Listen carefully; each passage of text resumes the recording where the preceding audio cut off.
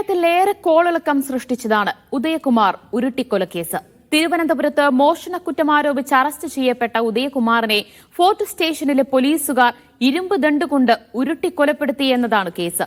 ആദ്യം ലോക്കൽ പോലീസും പിന്നീട് ക്രൈംബ്രാഞ്ചും അന്വേഷിച്ച കേസ് ഒടുവിൽ CBIക്ക് വിടുകയായിരുന്നു.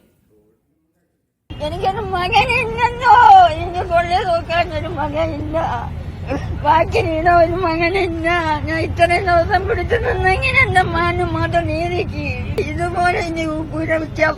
ഒരു മക്കളെയും ചെയ്യല്ലേ, ഒരു മക്കളെ ഇതുപോലെ കുരവത്തും ചെയ്യല്ലേ.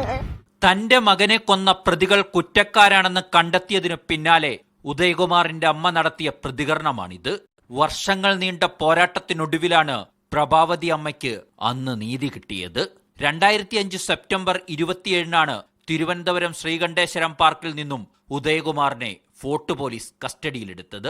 ഫോർട്ട് സ്റ്റേഷനിലെ ഉദ്യോഗസ്ഥരായ ജിതകുമാർ, ശ്രീകുമാർ, സോമൻ എന്നിവർ ചേർന്നാണ് ഉദയകുമാറിനെ കസ്റ്റഡിയിലെടുത്തത്. പോലീസ് കസ്റ്റഡിയിലിരിക്കെ തന്നെ ഉദയകുമാർ കൊല്ലപ്പെട്ടു. ഇരുമ്പ് ദണ്ടുപയോഗിച്ച് ശരീരത്തിൽ ഉരുട്ടി എന്നതടക്കം 22 ഗുരുതര പരിക്കുകളാണ് ഉദയകുമാറിന്റെ ശരീരത്തിൽ കണ്ടെത്തിയത്.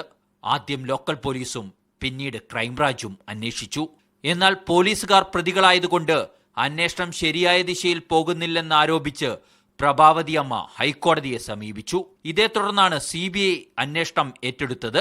2018 ജൂലൈ 20 CBI കോടതിയിൽ വാദം പൂർത്തിയായി. ജൂലൈ 24 പോലീസുകാർ കുറ്റക്കാരാണെന്ന് കോടതി വിധി. പിറ്റേ ദിവസം 2 പോലീസുകാർക്ക് വധശിക്ഷയടക്കം തിരുവനന്തപുരം CBI കോടതി വിധിച്ചു.